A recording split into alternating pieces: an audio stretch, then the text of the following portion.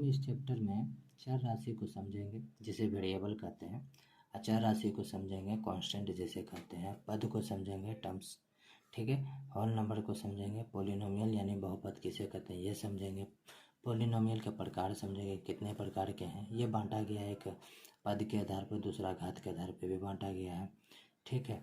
एक चर में बहुपद देखेंगे, ठीक है, कोफिशिएंट इसका देखेंगे, ठीक है।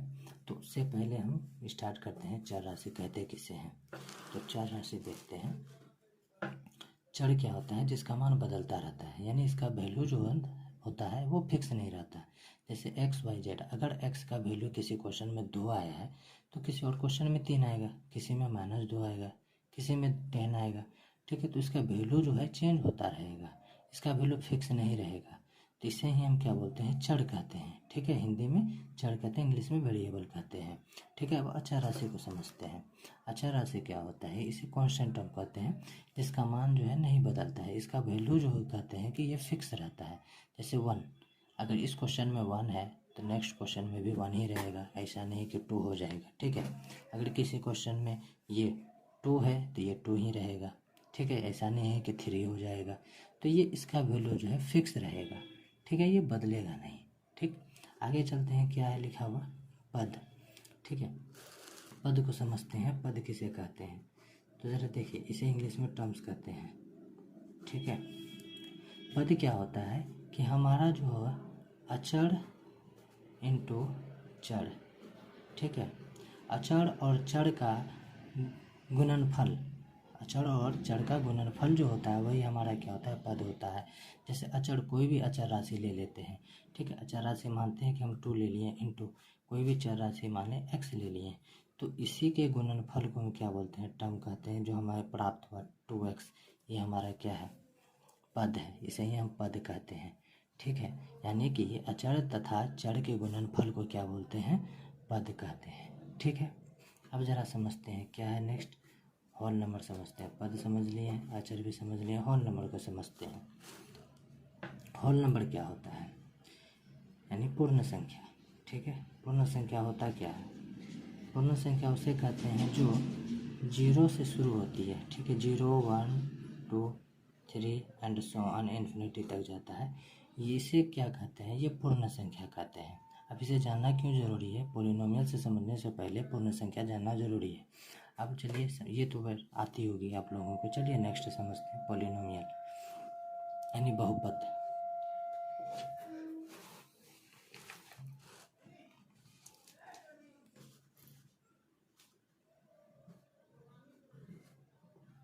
बहुपद क्या होता है? जिसे पॉलिनोमियल कहते हैं, ठीक है। पॉलिनोमियल समझते हैं, किसे कहते हैं पॉलिनोमियल? पॉलिनोमियल समझने से पहले इसका हम नॉन नेगेटिव, ठीक है, नॉन नेगेटिव कहते हैं। अब ये क्या होता है? नॉन नेगेटिव का मतलब हुआ कि नॉन नेगेटिव इंटीग्रल, इसका मतलब हुआ कि नंबर जो है नॉन नेगेटिव, मतलब नॉन नेगेटिव का मतलब वो नेगेटिव नहीं होना चाहिए, वो 0 होना चाहिए बट नेगेटिव नहीं होना चाहिए। कहने का मतलब है कि वो हमारा पॉजिटिव होना चाहिए, 0 होना चाहिए और पॉजिटिव होना चाहिए, ठीक है। 0 होना चाहिए और पॉजिटिव होना चाहिए हमारा नंबर, ठीक है। तो बहुपद किसे कहते हैं? बहुपद कहते हैं कि बहुपद एक विजय व्यंजक है। अब विजय व्यंजक किसे कहते हैं? तो सवाल आ गया, विजय व्यंजक किसे कहते हैं? तो अचर और चर राशि के गुणनफल को, ठीक है, ये जो हमारा हुआ इसे ही हम कहते हैं एल्जेब्रिक एक्सप्रेशन यानी बीजीय व्यंजक, ठीक है। इसे हम बीजीय व्यंजक इसे ही कहते हैं, ठीक है। अचर और चर राशि के गुणनफल से जो प्राप्त होता है उसे ही हम क्या कहते हैं? बीजीय व्यंजक कहते हैं, ठीक है। अब आगे समझते हैं। तो पॉलिनोमियल समझ में आ गया, उसका घात कितना होना चाहिए?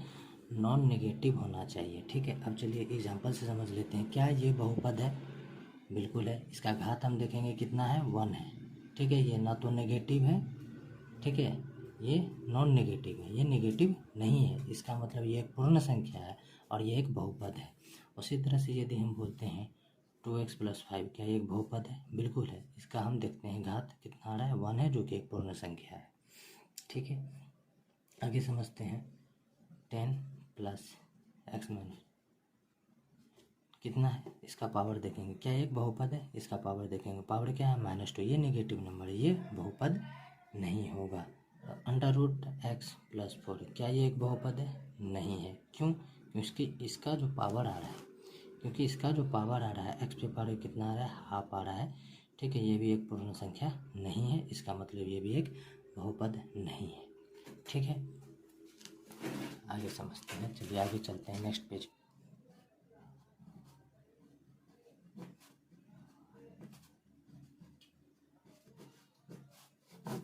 ठीक है, बहुपद के प्रकार। बहुपद के प्रकार क्या होते हैं इसके हम समझते हैं किसके आधार पे? पद के आधार पे। ठीक है,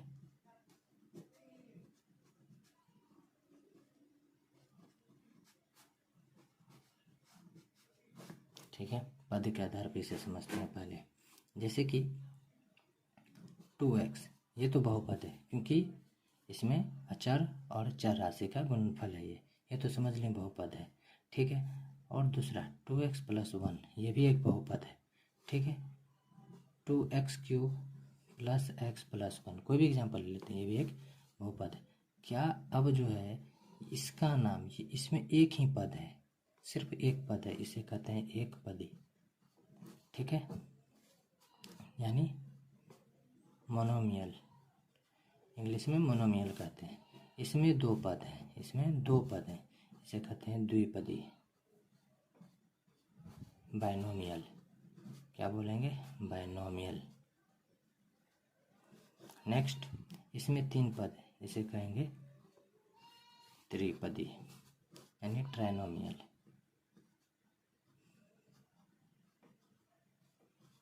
ठीक है, तो ये हो गया हमारा पद के आधार पर। एक पद है तो एक पदी बोलेंगे, दो पद है द्विपदी बोलेंगे, और तीन पद है 1 2 3, तीन पद है त्रिपदी बोलेंगे।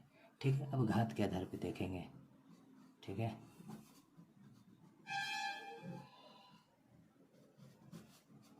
अब देख रहे हैं घात के आधार पे। घात के आधार पे क्या होगा देखते हैं। इसी एग्जाम्पल को ले लेते हैं।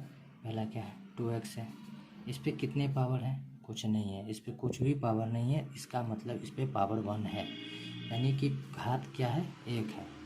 ठीक है, घात 1 है, इसे हम क्या बोलेंगे? लीनियर। ठीक है, इसे बोलेंगे लीनियर पॉलिनोमियल। ठीक है, लीनियर पॉलिनोमियल। ठीक है, यानी रैखिक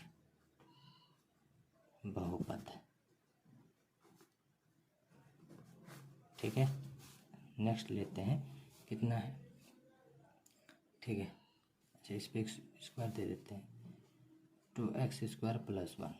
सेम क्वेश्चन ले लेते हैं, इसका घात कितना है? इसका घात 2 है। अब इसका घात 2 है तो इसे क्या बोलेंगे? क्वाड्रेटिक,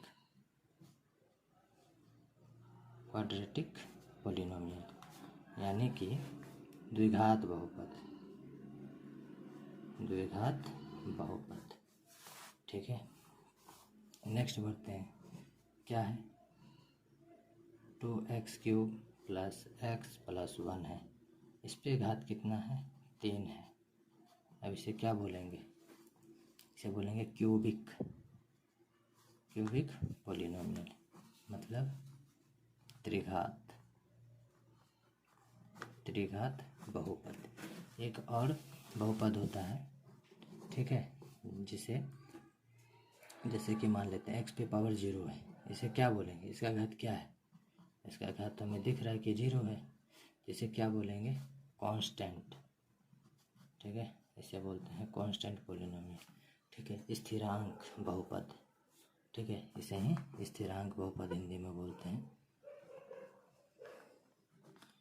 स्थिरांक बहुपद बोलते हैं।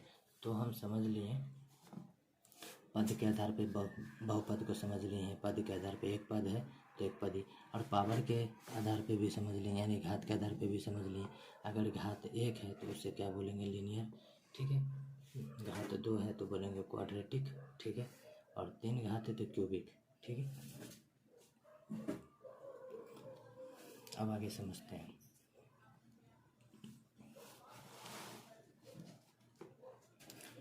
एक पद में बहुपद,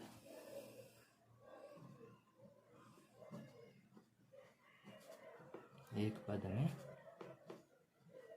बहुपद। ठीक है, एक पद में बहुपद का क्या मतलब हुआ कि मान लेते हैं कोई भी x square plus 3x plus 2 है।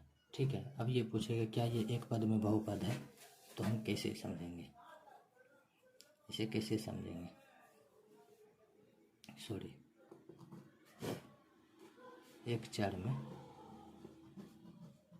में बहुपद। ठीक है, हम कैसे समझेंगे कि एक चर में बहुपद है। x है, एक ही चर है। ठीक है, एक ही चर है, यहाँ भी x है, यहाँ भी x है, सिर्फ वेरिएबल x है। ठीक है, पावर अलग है बट वेरिएबल सेम है, तो इसे हम बोलेंगे एक चर में बहुपद।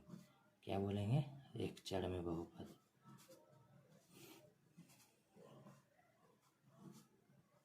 ठीक है, एक चर में बहुपद का यही मतलब हुआ। जैसे कि कोई और एग्जांपल ले लेते हैं, जैसे x³ है प्लस x² है प्लस 2x है प्लस 1 है, तो ये भी देखते के साथ क्या बोल सकते हैं, x है।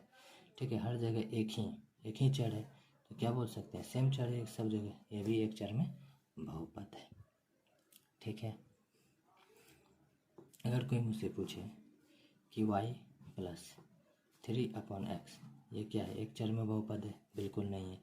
यहाँ पे कौन सा चर है, y है, यहाँ चर क्या है, x है, तो ये एक चर में बहुपद नहीं है। ठीक है, तो ये क्या है, तो ये बोलेंगे ये दो चर में बहुपद है। ठीक है, ये क्या है, दो चर में है, दो चर में, ये क्या है, दो चर में बहुपद है। ठीक है, उसी तरह से अगर और कोई क्वेश्चन आ जाए कि x² plus y² plus z² ये क्या है, तो इसे हम बोलेंगे ये तीन चर में बहुपद है। ये क्या है, तीन चर में बहुपद है। ठीक है ना, तीन चर में बहुपद है। ठीक, यहाँ तक समझ में आ गया होगा। अब नेक्स्ट आते हैं कोफिशिएंट ऑफ पॉलिनोमियल, यानी कि बहुपद का गुणांक। ठीक है, और नेक्स्ट चलते हैं बहुपद का गुणांक।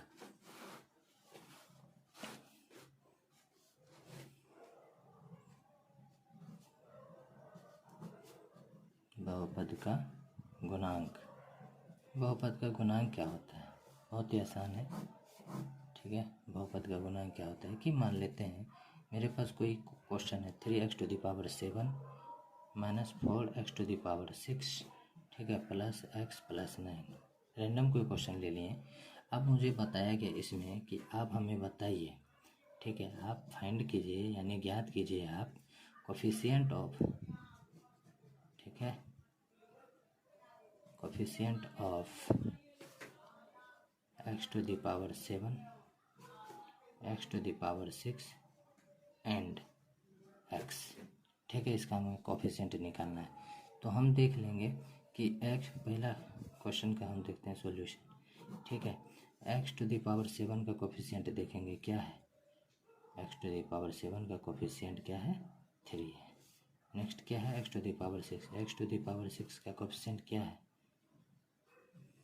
4 है। यानी कि हमें जिसका कोफिशिएंट पूछा गया हमें देखना है वो किससे मल्टीप्लाई है, सिर्फ देखना है वो हमें वो किससे मल्टीप्लाई है। तो x⁴ किससे मल्टीप्लाई है, 4 से, उसका कोफिशिएंट 4।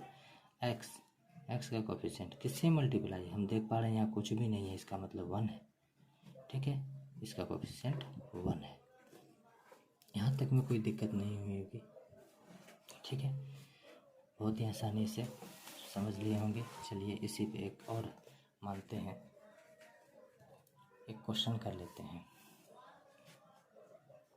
अगर हमें x बराबर दिया हुआ है, ठीक है, कुछ भी दिया हुआ हो सकता है, मान लेते हैं 1 दिया हुआ है, और हमें पोलिनोमियल दे दिया 3x⁴ minus 4x⁴ plus x plus 9, और हमें इस पोलिनोमियल का बोल रहा है वैल्यू निकालने के लिए। तो क्या करना है, कुछ नहीं करना है, इसका वैल्यू निकालने के लिए हमें कुछ नहीं करना है, जहाँ जहाँ x दिया हुआ है वहाँ पे x का वैल्यू पुट कर देंगे 3 इंटू, ठीक है, x की जगह क्या रखना है 1, जो पावर है वो लिख देंगे, x की जगह 1 प्लस 9।